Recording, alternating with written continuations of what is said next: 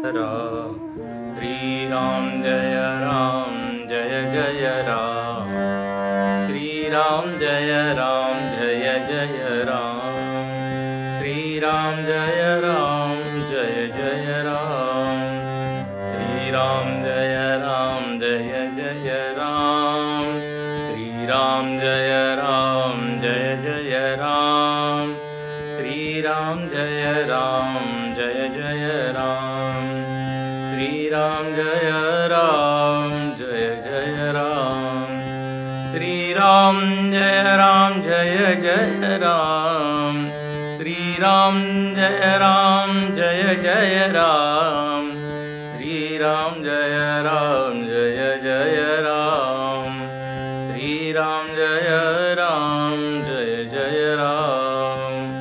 श्री राम जय जय राम श्री राम जय जय राम श्री राम जय जय राम श्री राम जय जय राम जय जय राम जय रघुराम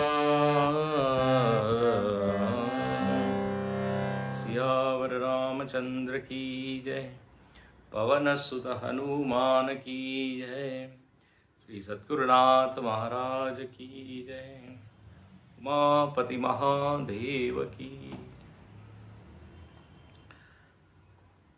सो हम लोग देख रहे थे पीछे श्री भरत जी महाराज भगवान से मिलने चित्रकूट जा रहे हैं और लंबी यात्रा उन्होंने तय की है और अब बिल्कुल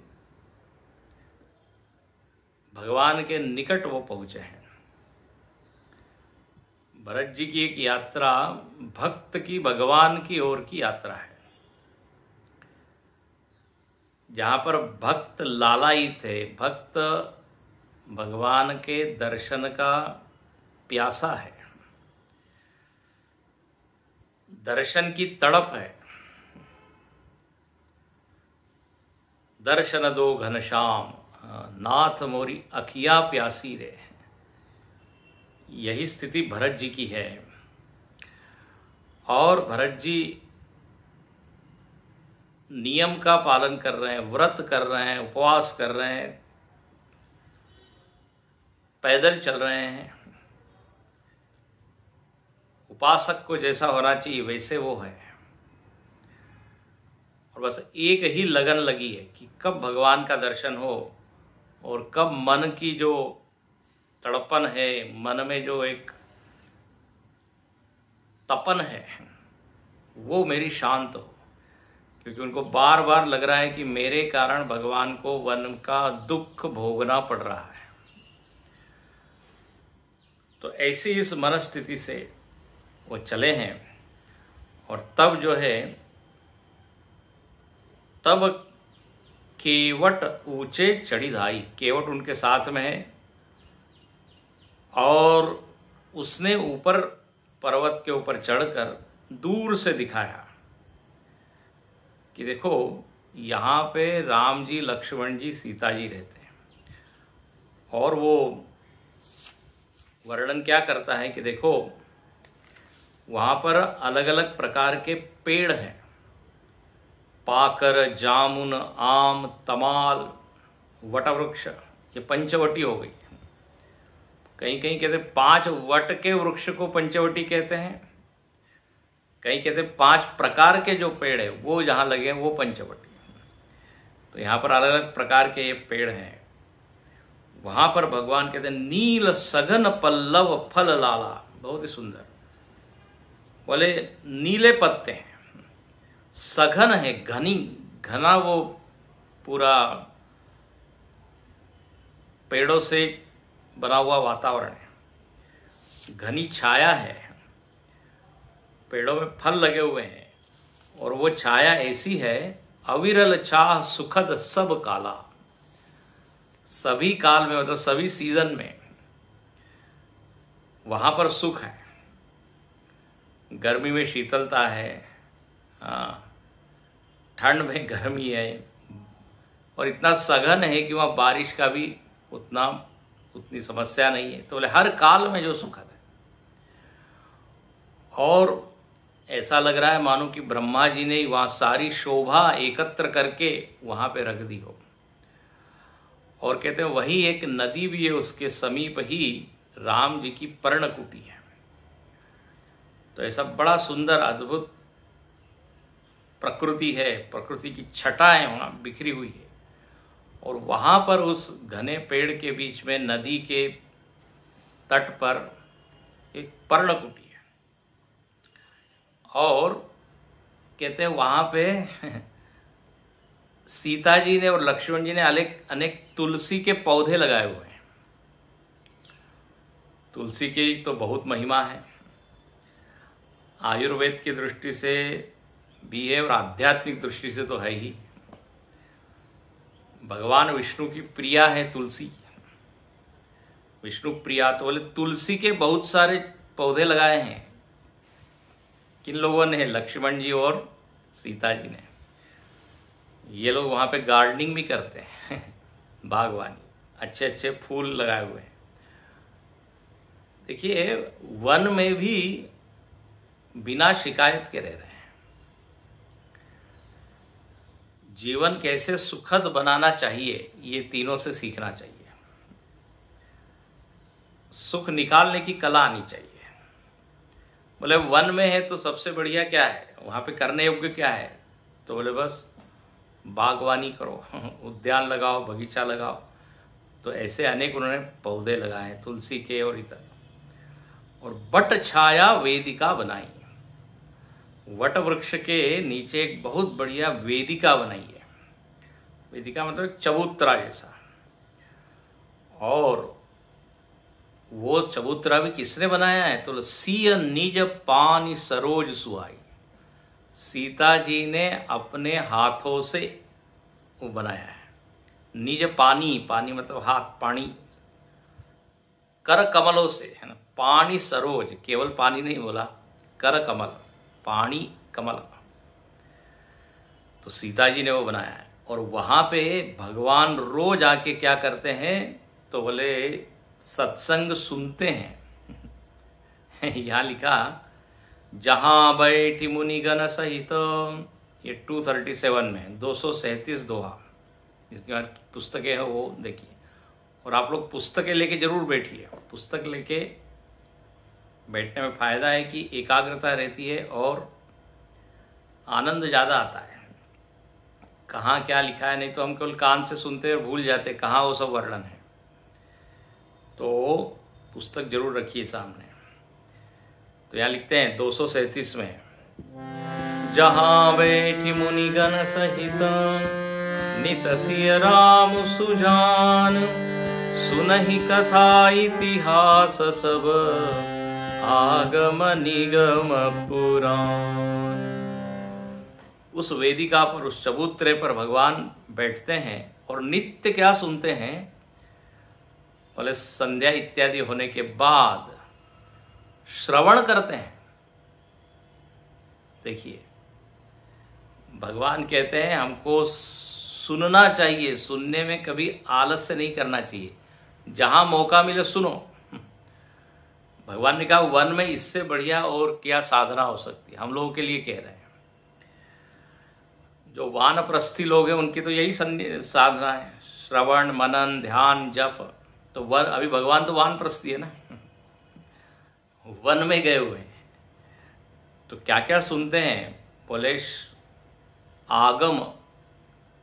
आगम मतलब परंपरा से जो शास्त्र चले आ रहे हैं उसको कहते हैं आगम। शिवागम वगैरह अनेक ग्रंथ है, आगम शास्त्र। अलग अलग परंपराओं के शास्त्र होते हैं, उनको आगम शास्त्र कहते हैं। और निगम मतलब क्या? तो बोले वेद। अच्छा, वैसे तो वेद को भी आगम कहा जा सकता है क्योंकि वो भी परंपरा से ही आया है।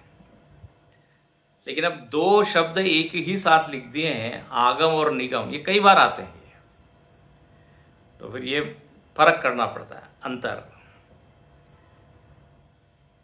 तो मतलब प्राचीन ग्रंथों का वो श्रवण करते हैं, वेदों को भी सुनते हैं। ये भी बड़ी अद्भुत बात है कि जिनसे वेद निकले वो वेद श्रवण कर रहे हैं। ये कौतुक है। तुलसीदास जी वर्णन करते हैं, जब गुरुकुल में भगवान वेद पढ़ रहे हैं, बोले जाकी सहज श्वास श्रुतिचारी, श्वास के समान जिसमें से वेद प्रकट होते हैं, ऐसे भगवान वेद पढ़ रहे हैं। बोले कौतुक भारी। ये बड़ी लीला है, बड़ा कौतुक है। यहां पर भी श्रवण कर रहे हैं। भगवान कहते हैं केवल बोलना ही नहीं चाहिए, सुनना भी चाहिए।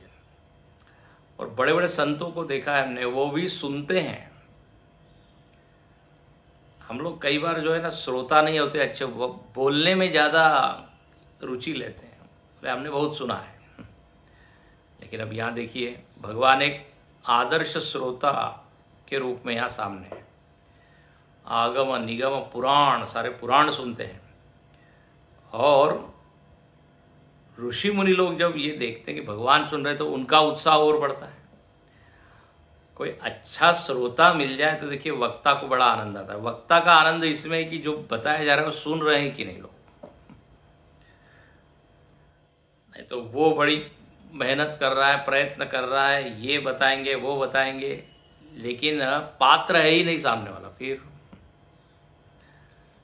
पात्र शब्द का अर्थ होता है पतनात् त्रायते, जो गिरने से बचा है उसको कहते पात्र। पानी रखा है पात्र में, मतलब क्या है, पानी गिर नहीं रहा है।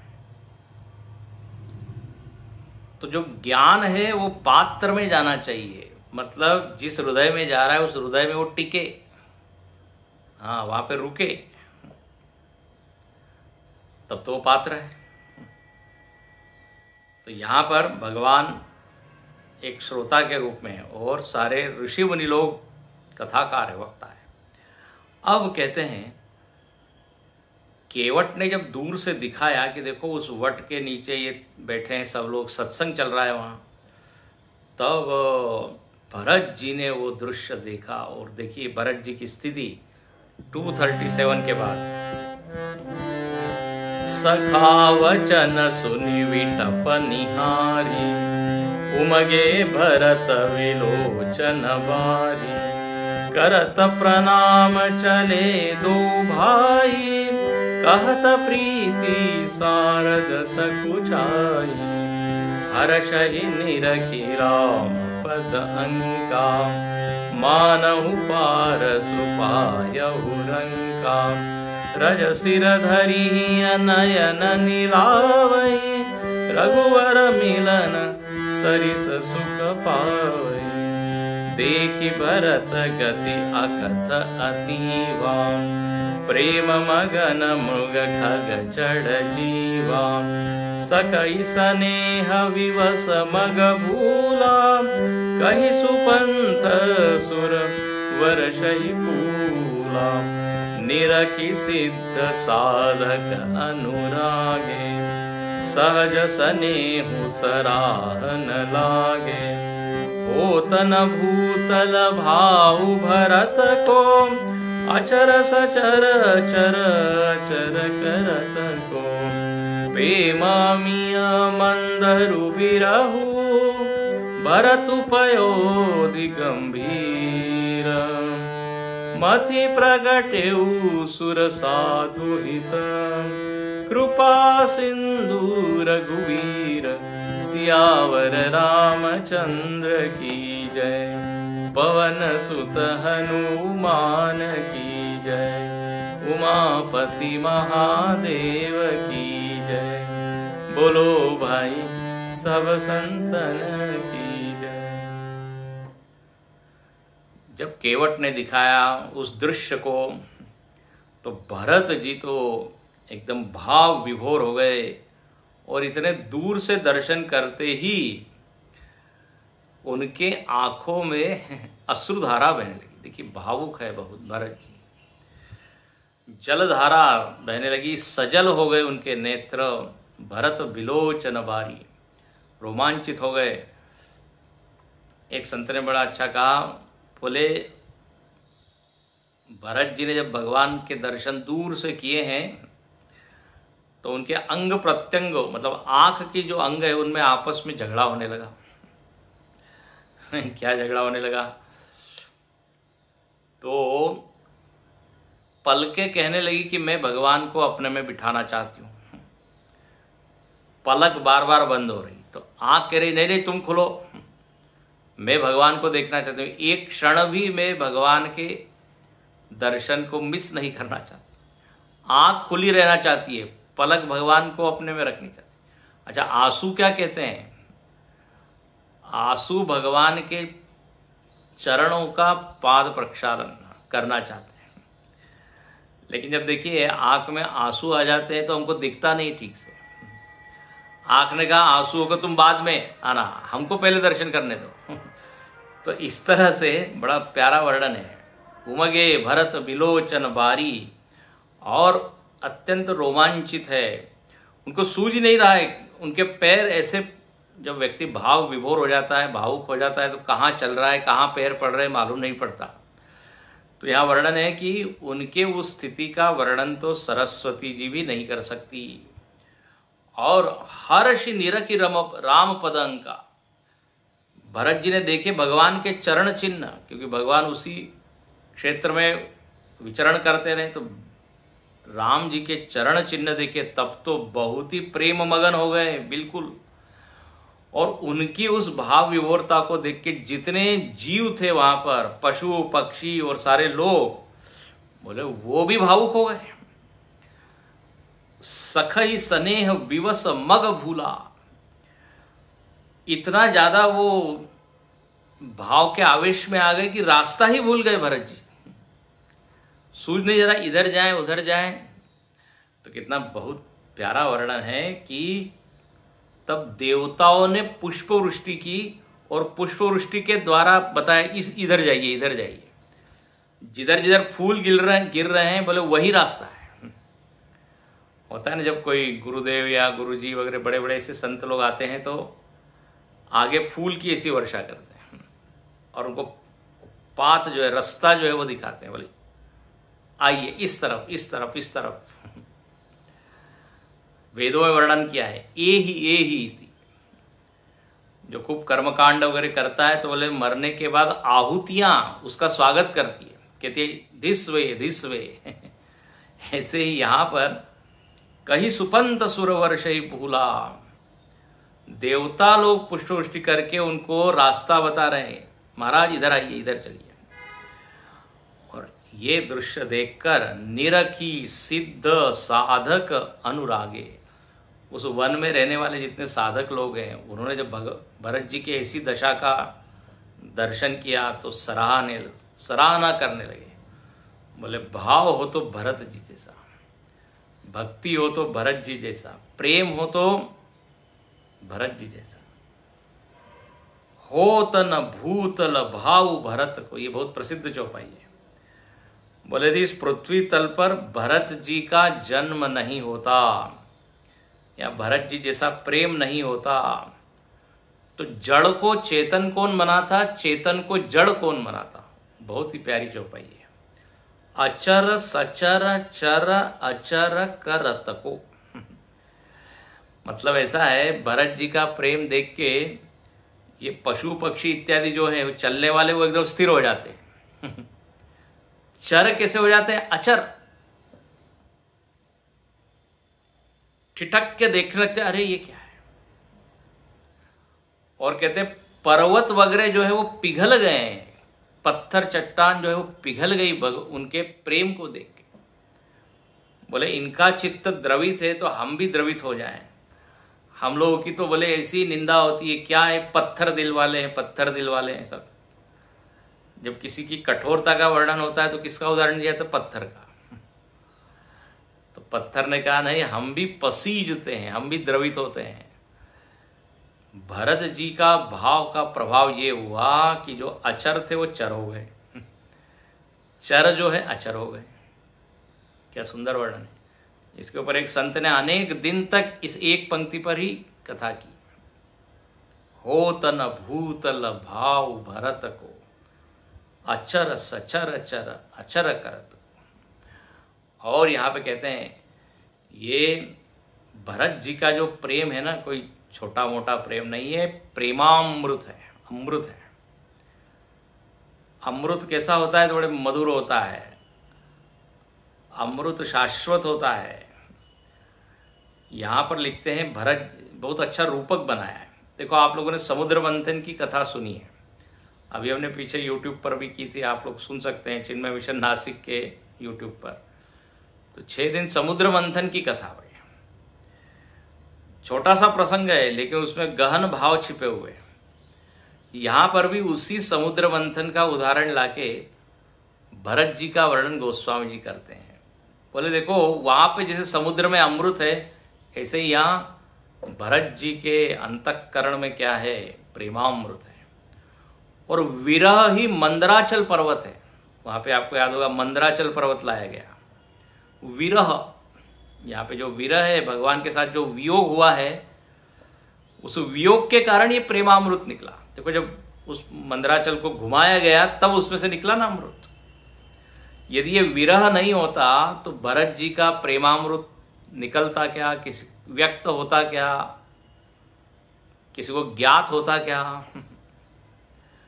तो बोले मंदर विरह। और भरत पयोधि गंभीर, भरत जी वो समुद्र के समान है।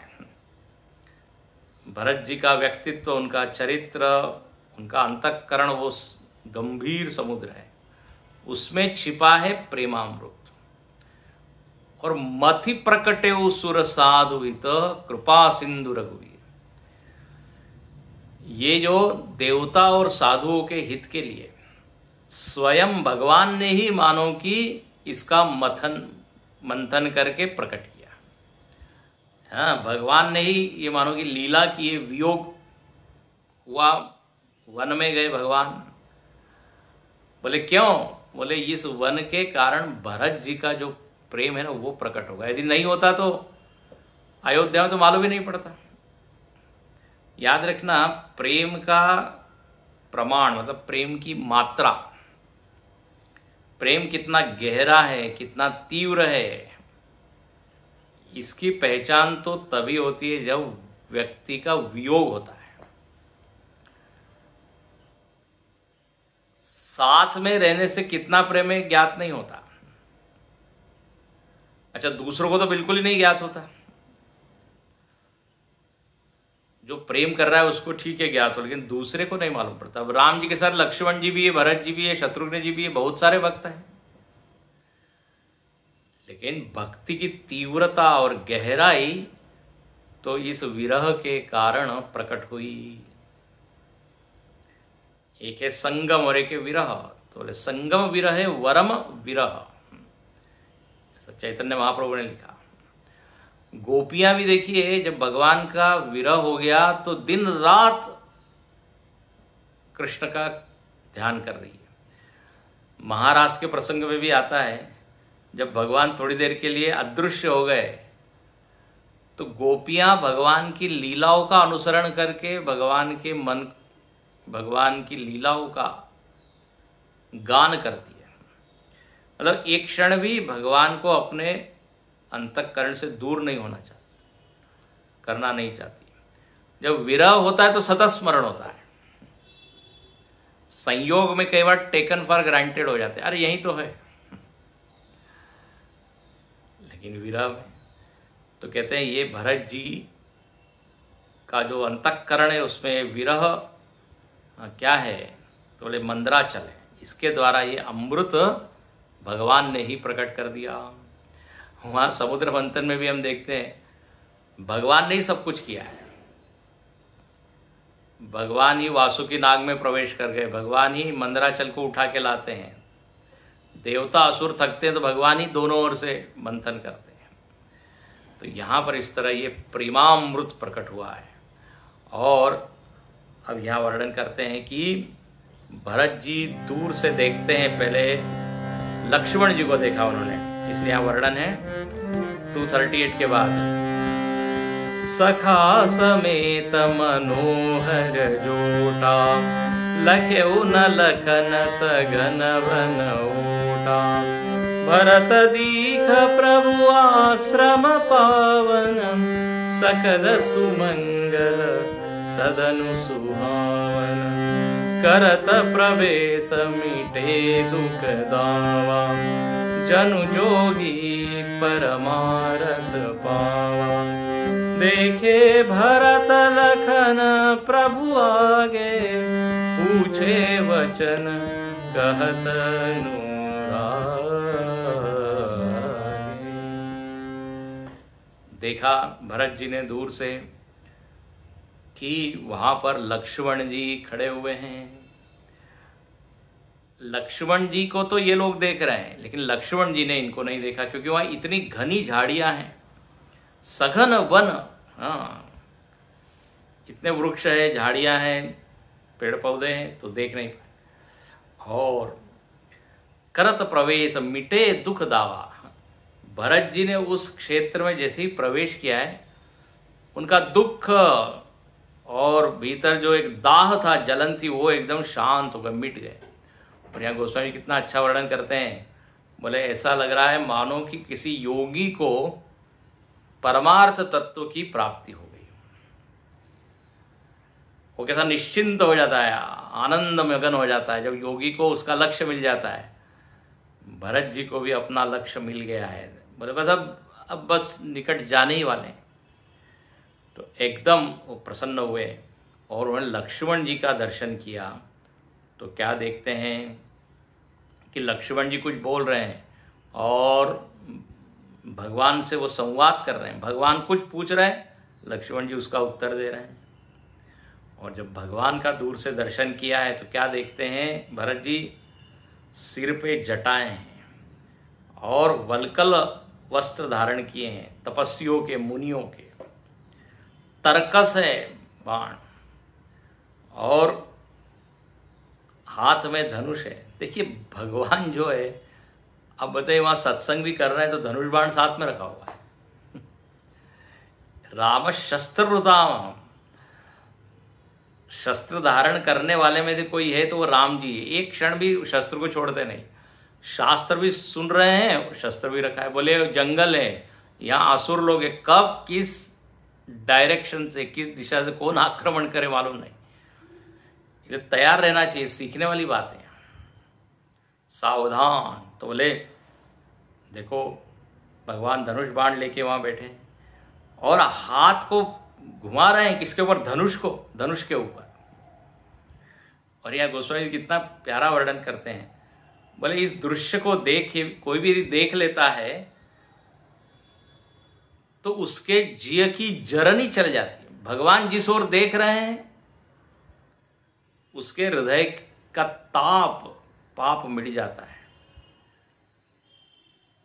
भगवान जिसकी ओर देख रहे हैं, जो भगवान की ओर देख रहा है, जिय की जरनी हरत हसी हेरत, भगवान की हंसी जो है जिय की जरनी का हरण करने वाली है। और यहाँ गोस्वामी जी उस दृश्य को देखकर एक फिर दूसरा रूपक देते हैं। बोले ये लोग बैठे हैं उस वेदिका के ऊपर, राम जी बैठे हैं और मुनि मंडली आसपास हैं, सीता जी वेदिका पर बैठी है। तो ऐसा लग रहा है मानो, ये याद रखिएगा, बड़ा सुंदर, ये अंडरलाइन कर सकते हैं, लसत मंजु मुनि मंडली मध्य सीय रघुचंद, ज्ञान सभा जनु तनु धरे भगति सच्चिदानंद।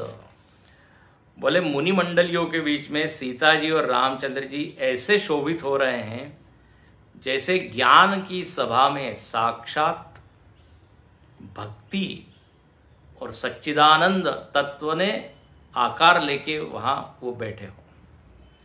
मतलब यहाँ सीता जी भक्ति है, राम जी आत्म तत्व है, परब्रह्म तत्व है, जो कि सच्चिदानंद रूप है।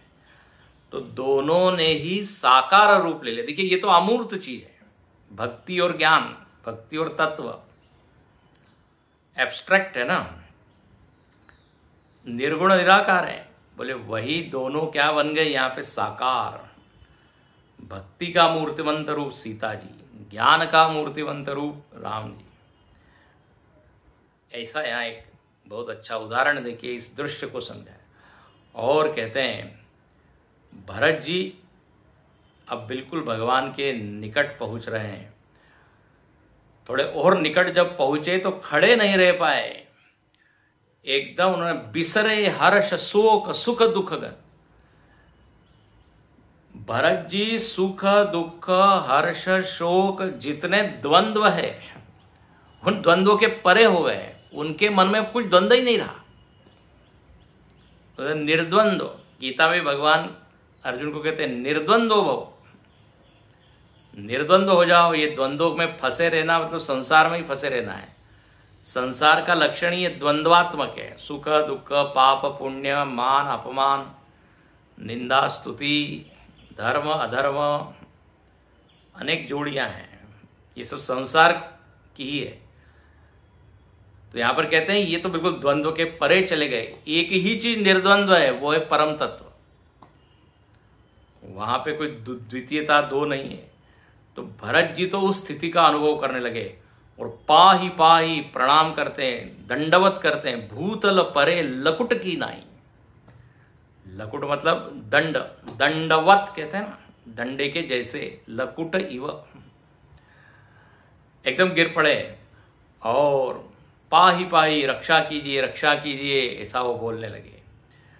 जब उनके मुख से यह वचन निकले तो लक्ष्मण जी ने देखा, लक्ष्मण जी पहचान लिए कि यहाँ भरत जी आए हैं।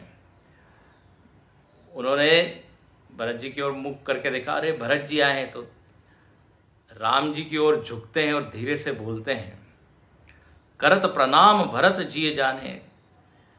झुके हैं और राम जी को कहते हैं भरत जी आए हैं। अब देखो इसके ऊपर भी संतों ने बहुत उड़ान भरी है, बड़ा विचार किया है।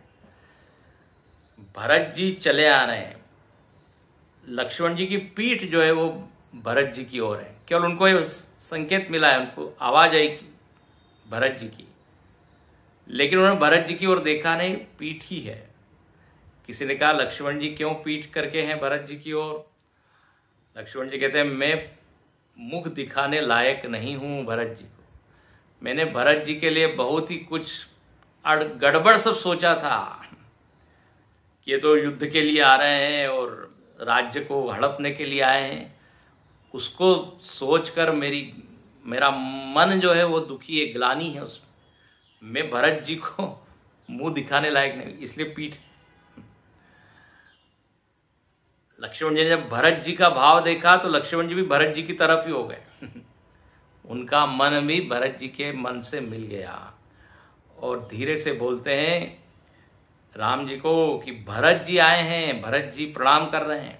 यहाँ पे ऐसा वर्णन है कि लक्ष्मण जी तो चाह रहे हैं कि राम जी को छोड़ के एकदम भरत जी के पास जाके भरत से लिपट जाऊं, लेकिन क्या है इधर सेवा है, राम जी की सेवा में यदि हम नियुक्त हैं तो वो कैसे छोड़े। तो उधर भी जाना चाहते हैं, इधर से भी छोड़ नहीं सकते, तो बीच में ही है। यहां पर उदाहरण दिया जा रहा है जैसे एक पतंग होती है, पतंग चढ़ी चंग चन खैच खेलारू। पतंग जो है वो खींचता है ऐसे ही, है ना, जो पतंग उड़ाता है वो खींचता है, ऐसे ही लक्ष्मण जी का मन खींचा चला जा रहा है। चाहते तो है वो एकदम भरत जी के पास, लेकिन जैसे पतंग उड़ना तो चाहती है लेकिन वो बंधी रहती है। तो इधर सेवा से मैं बंधा हुआ हूं, एकदम भाग कर जा नहीं सकता। कितना अच्छा वर्णन है। धागा जब बंधा हुआ होता है तो वो एकदम उड़ती नहीं, जब कट जाती है तो फिर उड़ जाती है। लक्ष्मण जी की स्थिति ऐसी है, उधर जाना चाहते लेकिन इधर बंधे हुए। और जब भगवान ने ये बात सुनी कि भरत जी आए हैं, तो यहाँ 240 के ठीक ऊपर की चौपाई देखिए, कहत सप्रेम नाई महिमा था, भरत प्रणाम करत रघुनाथा, उठे राम सुनि प्रेम धीरा, कहु पट कहु निशंग धनु तीरा। जैसे ही उनके कान पर, भगवान के कान पर ये शब्द गए भरत, भरत आए, तो बोले एकदम उठे। लक्ष्मण जी ने कहा भरत जी प्रणाम कर रहे हैं, बस ये सुनते ही उठ गए, उठे राम सुनी प्रेम अधीरा। प्रेम मतलब प्रेम, प्रेम के अधीर हो गए। देखिए भगवान तो वैसे धीर है, धीर गंभीर है, लेकिन भरत जी के प्रेम के कारण वो भी अधीर हो गए। बोले अब कब मैं मिलूं, कब मिलूं, और एकदम उठकर भागते हैं, दौड़ते। और यह वर्णन है कहां पर वस्त्र गिरा है, कहां धनुष है, कहां बाण है, हाँ कहां तरकस है, धनुष बाण तरकस वस्त्र, 4 चीजें फेंक के, एकदम फेंक के अपने आप वो कहां गिर गए उनको पता भी नहीं पड़ा। और एकदम बरबस लिए उठायुर लाए कृपा निधान, भरत जी को एकदम वो हृदय से लगाते हैं। बोलिए भक्तवत्सल भगवान की जय, भक्तवत्सल भरत जी की जय। भगवान जो है भक्त वत्सल है, भरत जी परम भक्त है। तो दोनों भक्त और भगवान का क्या हुआ, संयोग हुआ, दोनों मिलते हैं। और यहां वर्णन है 4 चीजें भगवान ने कहा, मतलब भगवान के शरीर में से कहां गिर गई मालूम भी नहीं पड़ा। संतों ने इसके ऊपर भी काफी उत्प्रेक्षाएं की है। बोले देखो भगवान के आगे सब सरेंडर करते हैं ना, सब शरणागत हो जाते हैं भगवान के आगे। लेकिन आज भगवान जो है प्रेम के आगे उन्होंने अपने शस्त्र अस्त्र सब छोड़ दिए। भगवान के शस्त्रों के आगे सब लोग शरणागत होते हैं, लेकिन आज भरत जी के प्रेम के आगे अस्त्र शस्त्र सब शरणागत हो गए। प्रेम से बड़ी कोई चीज नहीं, भक्ति से बड़ी कोई चीज नहीं। तो बोले उस भक्ति को भगवान पहचानते हैं। बोले बस भक्ति है, फिर अब ये धनुष बाण की क्या जरूरत। अच्छा, ये 4 पुरुषार्थ के भी प्रतीक हैं, धर्म अर्थ काम मोक्ष। भरत जी ने जैसे कहा है ना पीछे, जन्म जन्म रति राम पद यह वरदान नान, धर्म न अर्थ न काम रुचि गति न चहो निर्वाण। प्रेमा भक्ति ऐसी है जो चारों पुरुषार्थों के आगे की, जहां भगवान से भक्त पूरी तरह मिल जाता है, एक रूप हो जाता है। पंचम पुरुषार्थ कहते हैं इसको। तो ये चारों चीजें छूट गई और भगवान जो है हृदय से लगाते हैं। भरत राम की मिलन लखी बिसरे सब ही अपान। इन दोनों के मिलन को देखकर सब लोग अपना अपान, प्राण अपान, सब देहभान भूल गए। और यह वर्णन है कि इनके प्रेम का वर्णन तो बड़े बड़े कवि लोग नहीं कर सकते। कवि कुल अगम करम बनवानी। कवि कुल के लिए ये कठिन है इस प्रेम का वर्णन करना। एक कवि के लिए नहीं, कवि के कुल में जितने कवि पैदा हुए, मतलब कोई भी कवि इस अनिर्वचनीय प्रेम का वर्णन कर नहीं सकता। नारद भक्ति सूत्र में भक्ति का लक्षण यही बताया है, अनिर्वचनीय रूपम। शब्दों में, है ना, कविता में इसका वर्णन हो नहीं सकता। परम प्रेम पूरन दो भाई, ये सामान्य प्रेम नहीं, ये परम प्रेम है, भक्त भगवान का मिलन है। इसके अनेक अर्थ बताए हैं। परम प्रेम एक होता है सामान्य प्रेम, वस्तुओं से जो हमारा प्रेम होता है वो सामान्य प्रेम है, उसको तो आसक्ति बोल देते हैं। लेकिन भगवान से जो प्रेम है परम प्रेम, प्रेम का सर्वोत्कृष्ट रूप। सर्वोच्च प्रेम वो है जो दुख न लाए बल्कि हमेशा सुख ही सुख। जगत में ऐसी चीजें हैं, जगत की चीजों से, व्यक्तियों से प्रेम करे तो बोले रोना ही पड़ेगा। अखंडानंद जी महाराज ने कहा यदि आपने किसी से प्रेम किया तो बोले सांसारिक चीजों से, तो या तो वो वस्तु पहले चली जाएगी तो आप रोएंगे, या आप उस वस्तु से दूर जाएंगे तो भी आप रोएंगे। या तो वस्तु जाए तो रोना है, आप चले जाएं तो रोना है। कोई ना कोई तो दोनों में से एक को तो जाना पड़ेगा ना पहले। जो दोनों ही परिस्थिति में सुख है, दुख है, उसका वियोग हो जाए तो दुख, हम उससे दूर चले जाएं तो दुख। लेकिन भगवान ऐसे हैं जो कभी किसी से दूर होते ही नहीं, नित्य आत्म रूप से विद्यमान है। तो इसलिए परम प्रेम, इनके साथ प्रेम जो है वो हमेशा रह सके। वो क्षणिक नहीं है। अच्छा, यहां लिखते हैं मन बुद्धि चित्त अहमिति बिसराई। ये तो बिल्कुल वेदांत की बात है। आप लोगों ने अंतःकरण के 4 भाग सुने होंगे, मन बुद्धि चित्त अहंकार। बोले यह जो प्रेम है, इस प्रेम की समाधि में ये अंतःकरण तो बाधित हो गया, निरुद्ध हो गया, लीन हो गया। जो निर्विकल्प समाधि होती है ना, उस निर्विकल्प समाधि में ध्येय ही शेष रहता है, ध्याता ध्यान नहीं। तो दोनों को ही भान नहीं है कि वो कौन है। बच गया केवल प्रेम, परम प्रेम। ये निर्विकल्प है, या कोई विकल्प रहा ही नहीं। मन बुद्धि चित्त अहमिति बिसराए, दोनों भूल गए। और आप इसको ऐसा भी समझ सकते हैं, दोनों आनंद के सागर हैं, दोनों आनंद के सागर मिल गए तो कितना आनंद होगा, उसका वर्णन हो नहीं सकता। और आगे लिखा है कि को किसी ने न कुछ बोला न कुछ कहा, को किछु कहा ही न को किछु पूछा। बहुत ही, और उस दृश्य को देखकर न कोई कुछ बोल रहा है न कुछ पूछ रहा है, सब स्टंट एकदम देख रहे हैं एक टक। उस अवस्था का आनंद ले रहे हैं दोनों का। और कहते हैं बहुत देर तक ये स्थिति हुई। उसके बाद भगवान उसका हाथ पकड़ के भरत जी का पास में बिठाते हैं। फिर भरत जी सीता जी को प्रणाम करते हैं, सीता जी के चरणों में झुककर प्रणाम करते हैं। एक संत ने बहुत अच्छा वर्णन किया, बोले सीता जी उनको आशीर्वाद दे रही हैं, और बोले एक है सीता जी के चरण और एक है भरत जी का मस्तक, सिर। बोले दोनों ही इतने श्रेष्ठ है, उसकी जितनी स्तुति की जाए उतनी कम है।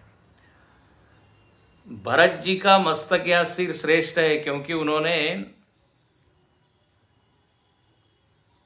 सीता जी के और राम जी के चरण के लिए अयोध्या का साम्राज्य छोड़ दिया। और सीता जी के चरण श्रेष्ठ है जिन्होंने लंका का राज्य छोड़ दिया। रावण तो कह रहा था ना, हमको स्वीकार कर लो तो लंका की सम्राज्ञी बन जाओगे, पट्टरानी। सीता जी ने लंका को छोड़ा है, भरत जी ने अयोध्या को छोड़ा है। सीता जी के चरण अयोध्या में आए, भरत जी अपने उस मस्तक को उस चरण पर रखते हैं। बहुत ही सुंदर वर्ण। और पुनि पुनि करत प्रणाम उठाए, और बार बार सीता जी उठाना चाहती है, लेकिन भरत जी बार बार उनके चरणों में ही रहना चाहते हैं। और भरत जी को ये देखकर बहुत अच्छा लगा कि सीता जी हमारे अनुकूल हैं। मतलब सीता जी नाराज नहीं है कि क्या तुम्हारे कारण जो है हमको यहाँ वन में आना पड़ा। सानुकूल, सब विधि सानुकूल लखी सीता, भे निसोच और अपडर बीता। भरत जी के मन का जो डर था वो बीत गया, निश्चिंत हो गए। बोले राम जी सीता जी दोनों प्रसन्न है, नहीं तो मन में अपराध ऐसा किया है मैंने, किया है, इस तरह का भाव था, उस कारण डर लग रहा था। लेकिन अब अच्छा, इसके बाद क्या वर्णन है, तो बोले इसके बाद अब भरत जी लक्ष्मण जी से मिलते हैं, सारे वहाँ के लोगों से मिलते हैं, और राम जी, लक्ष्मण जी, सीता जी वशिष्ठ जी से मिलते हैं, अपने माताओं से मिलते हैं। वो सारा मिलन का यहाँ पर प्रसंग है। और उसके बाद एक प्रसंग है जो कि बहुत ही महत्वपूर्ण है। अब जिस पर्पस के लिए, जिस प्रयोजन को लेके भरत जी आए हैं, उसके लिए एक सभा बैठी जाती है, मीटिंग होती है, और उस मीटिंग में चर्चा होती है कि अब क्या किया जाए आगे। हम तो राम जी को लेने आए हैं। तो अब वो वर्णन बहुत ही अच्छा है, वो वर्णन हम आगे देखेंगे। ये राम जी और भरत जी का जो मिलन है ये अत्यंत आनंददायी है। सीखने वाली बात इसमें है, इतने दूर से भगवान जो भरत जी जो है भगवान का दर्शन करने आए, और चाहते तो आग्रह तो उनका यही है कि भगवान वापस चले। देखिए, भक्त को अपनी महिमा नहीं वो देखता, भगवान की ही महिमा देखता है। अपने हृदय सिंहासन पर भगवान को ही वो बिठाना चाहता है, बाहर के सिंहासन पर भी, हृदय सिंहासन पर। अब वो यहां पर बहुत अच्छी चर्चा है, लेकिन एक बात यहां पे बताए, जब राम जी और भरत जी मिले हैं ना, अब ये दृश्य देखा है ऊपर से इंद्र आदि देवताओं ने। तो ये 241 के ऊपर की चौपाई देखें दूसरी, उसपे वर्णन है, मिलन बिलो की भरत रघुवर की, सुरगन सभय धक धकी धर की।